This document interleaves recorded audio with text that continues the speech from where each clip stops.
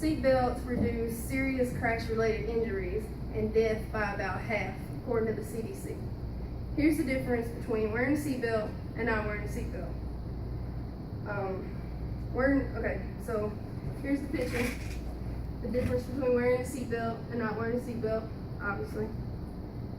Have any of you been in a car accident or know anybody that has been? If so, then you'll be able to relate to my story.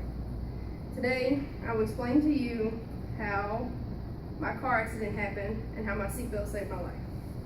Before I graduated high school, I joined the Navy, and right after graduating from high school, I went and did my basic training. Then I did my job training. I was then stationed in Washington State for 3 years. While stationed in Washington State on the USS Abraham Lincoln for the majority of that time, when I got back from Washington from being deployed, I got pregnant with my son. At the time, I left the Navy temporarily. At the end of my contract, I re-enlisted.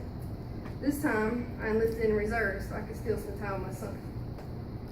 Those of you that have been in an accident or know someone that has been knows the importance of seatbelts. I'm also sure you remember the pictures I showed you earlier.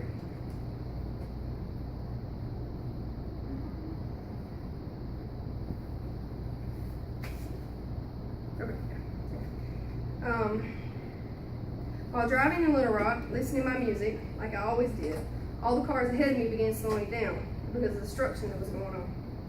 As all the cars came to a stop ahead of me, so did I. Because there was such a long wait, I put my truck in park. This is my truck before the accident.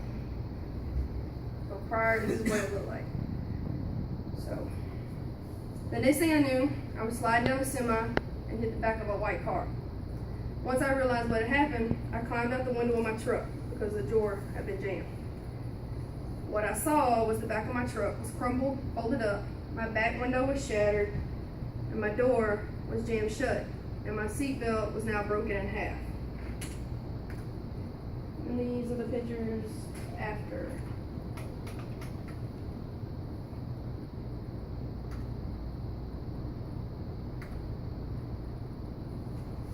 When the police showed up, they said my seatbelt saved my life and that I was lucky to be alive.